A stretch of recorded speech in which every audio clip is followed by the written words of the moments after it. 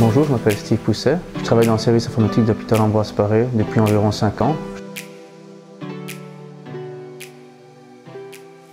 Ma première arrivée au sein de l'hôpital, j'ai rencontré les différents responsables informatiques. Tout s'est passé très bien, ils m'ont rien fait ressentir de spécial. J'avais mis dans ma lettre de motivation, comme j'avais indiqué que j'avais un handicap.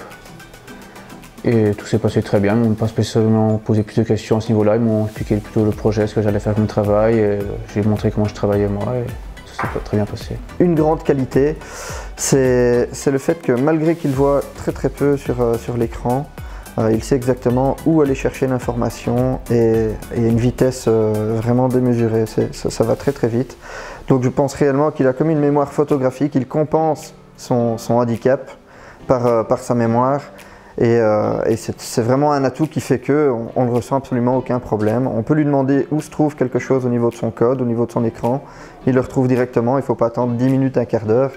Il va limite plus vite que quelqu'un qui voit clair. Au fur et à mesure du temps, mon environnement de travail s'est un peu amélioré. Donc on a constaté qu'il y avait quelques lacunes, par exemple, pour voir sur un tableau, participer à des réunions. Donc j'ai pris on a investi dans un appareil pour pouvoir zoomer sur un tableau, sur des documents. Ou alors sur un pied d'écran pour pouvoir ajuster l'écran d'auteur.